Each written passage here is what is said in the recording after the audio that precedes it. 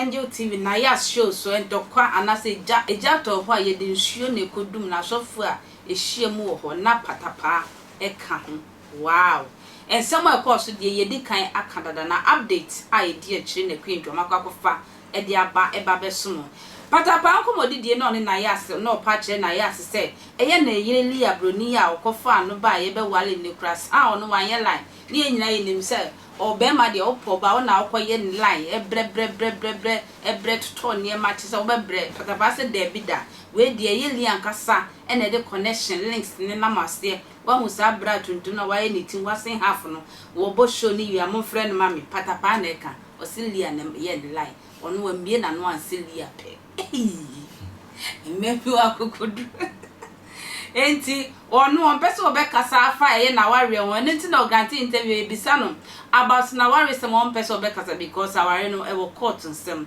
enti no pese obekasa na yere ne de obi afre na apem na oka no okeka nsem oba ware for the head na otimi ko wro ho ewo sebi obi mpaso na tse patapaa o hye ne ho so bi enye when na Riha so etene se sia do mo ya tetate obi atete ne yonko interview bi a oba grant na obi aso ano Riha so ti o se a wakotena wakase di a mesu ne enti e ma ware go ni bai mesu Riha mechichiri mankasa sa Riha se patapaa o ye bita wo pona nkasa wo sanso ye chita ne nyina so o chiti a sa wo nyu so kono okono wro Ross and Subruni ba usuru. O de mama yenkoti sa awale fo mielu wo munyino manum nsem emrasese a. So na man senepo. What's one uni hobby? And I me say awale na quarter asem. Okay. Inti me respect am de be ma judge na or sign me no buy na yen papers no. Was awale won twem court no.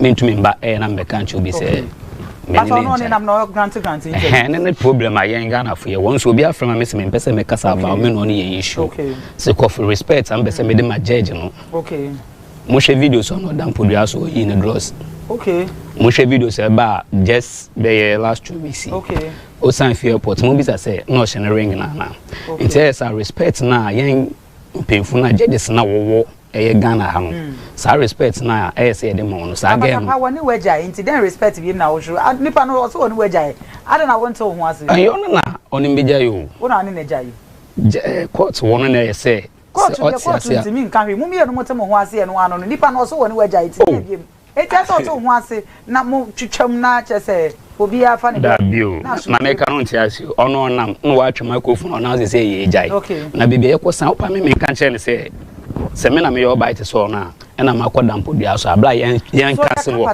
me lawyer law like ye koye wo court na ye koye ne tama so yen ko wo ngo den en ko twimtimi tum ko jan abo na nka se me no boni na den ejai wasa me hye me ring on hye ne ring so no ho na me wal no for 5 years okay na nka wo bon se me no buy da mpodua so na me yi me dross na ma ye BBC na ka bare stamp watch matum Mishra no and again we be more there being a film. It's most of the time or wha or person kasa me be dey meje so. Why na Liam. Asa o kasa seconds bia no afa ire no so din amem asa o ba no. Oh that be so on no that me pe no. Na me say ne bo. Ya pese ehun sa what one se ne pe enti ba ne. Because kasa o chire chire. That really dey na put person me confirm na managers no. Enti one se ne pe enti ohun one no kasa for no. No wa kwa lie am obi say me ba one film no me. Enti na chese o pese o chire say wono ne pe wo. Enti no ya na dey enfa me no. Me say broken heart en chire me because me hwe ansa no ba. Where? Make me hwe ansa no ba. I know ne chire. Me bomba ye ansa no ba be jija se. Na chese wo bu adwuma wo mpa so ye. Nice one. Ansa na wono. Anti wadwuma na wo bo no. Me na onya biem ni nti na e fa ne tiri ma. For me ho because me man say woni oba iti me. Me line say woni oba iti. No buy any take decision bi na won say e no de no combine dia. Okay. Just leave her. Leave her. Mo na mbone bla. Okay. This akwa de say wadan e akokwa asenche. This will be an friend this way an friend because Ghana dog.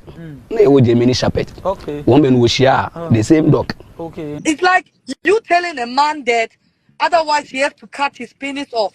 What is a man without building a family? Do you understand what I mean? I even talk with them. I say, if this happens, Ghana is going to be too small for them. Because if he cheats, he's not even protecting himself. Do you understand?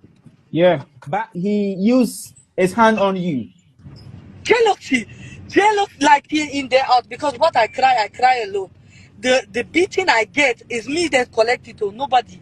I go out from the house without shoe till filling station to run for my life. A lot of things happen. Nobody is only if you go to Sweden hospital. I even have hospital card. He injured my toe, and that toe get infected the nail. I had to go for treatment. I think for 3 weeks. Every 2 days they had to change the bandage for my toe. I have suffered in Ghana, so I'm not going back to that marriage. I cannot. Since 2021, it's not working. But I tried. He was having a girlfriend. I left them in peace. I did not call him. I did not disturb him. Because a man will know if he wants to stay there, he can stay there. If he wants to stay with me, he can stay with me. I cannot force him to stay with me. Do you understand? Yeah. But yeah. so you left Patapaa because he was cheating with you with another woman. It's not about the cheat. Yeah, it is about the cheating, but like I knew it from the beginning. You know, if I say I left him for the cheating, I should have not married him. Do you understand? But I was thinking when I marry him, it will stop. But the thing that I said no, now it's done, is when I get sickness. That one thing, I would show you my scarf. Oh, let me show you. I get operated. I have a big scarf. That one is private. It's private. So no, I will show you. Me, I don't. No. I mean, the sickness. Yeah, I have proof of everything. Let's See, put if you it want to aside. talk, You know, talk because well. Our conversation from the day I met him till today, the phone is still here. I even bring it to Africa. You know why?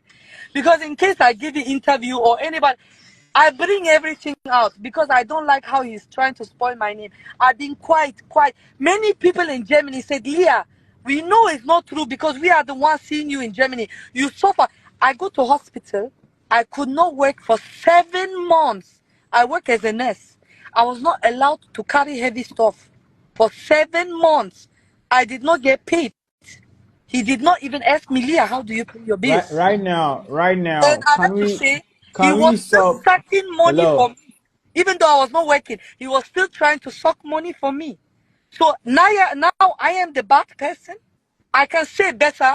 I can say with a very free heart and mind.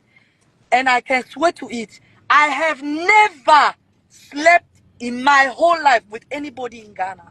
If it's musician, if it's actor, if it's... Hey, mo deceive you social media so there. Hey, mo ya ma aware na askari eye youth neighbor no. In fact, I know it. Makra.